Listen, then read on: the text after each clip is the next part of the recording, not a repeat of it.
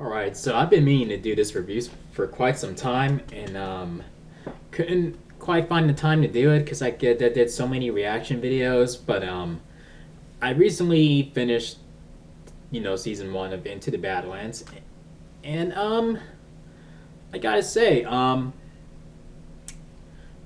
epic, strong, a very strong season finale, but the entire season as a whole lacks um, captivation, if that makes any sense. I mean, if you get what I'm saying, like where it lacks investment, it's not pulling me in like I wanted to, but it's it's keeping my attention enough to want to see what happens in the next episode and after that and after that. But I'm just gonna point out certain parts that stood out to me the most. I'm not gonna go into full detail on in this review, so there will be minor spoilers. So you may want to jump off the video if you haven't got caught up yet. So that was your warning, your only warning. So if you continue watching it from here on, then that's your damn fault. Um,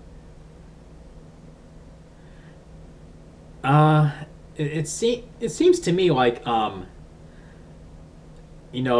season finale left you a lot of questions on on certain characters, like even Sunny. Like you discovered that that he is basically from what, Paradise Land or wherever this place is, where where they're trying to go to, because he found that same pendant around. Well, Waldo found that same pendant around his neck when he found him as a baby or as a child, and and it turns out even the widow, turns out she's like MK, or she used to be like MK, and like, what does that mean? She used to be. I mean, is she cured from that curse, or is she able to control it? And how about those three? How about those three monk, like, with the orange hoods, and you come to scoop up MK in the season finale, and then they get into this full on brawl with Sunny, and he's kicking their asses, like for quite a bit through like a good chunk of that fight, and then when they all see that they have no snowball's chance of defeating him, they turn they're, you see that they're cursed too, but they have full control of it. They just turn it on like that, like it's nothing, and then they just kick his ass. He gets his ass handed to him. I almost thought they were gonna kill him. I'm like, holy shit! They were doing enough damage to him where he should have been dead. I'm like, holy fuck. And yeah, Sonny done fucked up when he decided to double. Well, we knew he was gonna double cross the River King, and on his proposal try to set him up for failure, make him look like a damn fool by after he said, yeah, if you kill MK, bring me his head, then I will get you as far away from the Badlands as possible. You'll be far away where you don't, where I guess where Quinn, he'll be like beyond Quinn's reach. And speaking of Quinn, I think he's dead. Yeah, I think Sonny killed him. I mean, if they do decide to bring this show back and he turns out to be alive, then okay. But I think he's dead. And I have a big concerns about the show continuing on from here, because AMC is good for renewing their shows like right off the bat. Like when they have full confidence and they're really proud of the work that they're putting into with shows like The Walking Dead and Breaking Bad, Better Call Saul, Fear the Walking Dead. How those shows are quickly renewed, but somehow this Into the Badlands is not on that list. So yeah, if an AMC show has not been renewed by now after the season is over, then that's a thing. Then that's the show's very close to the red zone, and there's a chance that this show will be canceled and they're just gonna throw it in the garbage like it's nothing. I mean, not a lot of people are that interested in into the Badlands. I mean, it's not the worst show ever. I mean, I've seen worse shows that were on the verge of cancellation and were canceled on top, for that matter. But I mean, yeah, it lacks captivation and investment. Like you get what I'm saying. But it's not it's not the worst show on TV. I mean, the fight scenes and the action is phenomenal, but the story is a little wishy washy. But it got really solid in the season finale, in my opinion.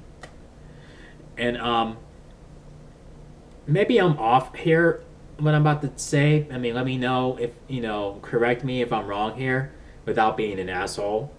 Um, I doubt the widow had had all those all those girls popping out of her for JJ and being her own flesh and blood. I doubt that. I think she took them from broken homes or fucked up families or whatever, and just took them in under her wing and just took them in as her own. Like where she basically adopted all those girls, including Tilda. Tilda looks nothing like her.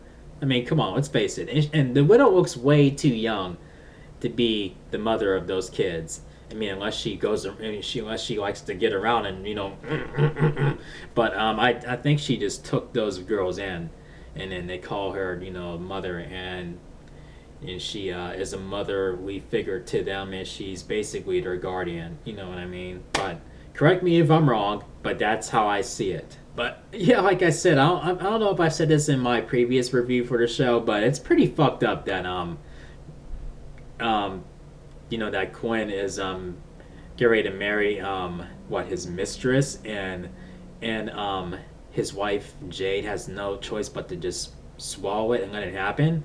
So what? I mean, like they can have more than one. Barons can have more than one wife if they choose to. I mean, that's how it looks to me. Like holy shit. and and as the show progresses, you start to wonder if the widow is really a threat. Like a huge threat for all the characters, including Sunny, or is she just a huge threat for Quinn? Uh, from my perspective, I think she's just a major threat for Quinn, and Sunny has the obligation to protect him and the Badlands. So and that's what he's doing, and his little duty. So it's all just business with Sunny. It's protecting Quinn. Well, and and it's pretty funny how Ryder is on Ryder now betrayed his father, and now he's with the other barons, and I think what, just for more power, just to be at that just to strip his father away from his mantle, even though I think Sonny killed him. But I mean, before Sonny killed him, strip him away from his mantle and become a baron himself. That would be interesting. And are they taking MK to the paradise? I mean, it looks like they probably are taking him to paradise, and the River King is taking Sonny to God knows where. I don't know, but I think he's going to be potentially a much bigger threat than Quinn ever was. I mean, that's the feeling that I'm getting from him, where he has him tied up there and he tells him, I forgot what he told him, but no one double crosses him, and I mean, he's just gonna enjoy what's ahead for him. But my rating for this show would have to be a 7 out of 1 to 10, because the overall season was wishy-washy, but it had a solid season finale. And I am telling myself don't get too attached to the show, because it's dangerously close to cancellation, and because it has not been renewed yet. They're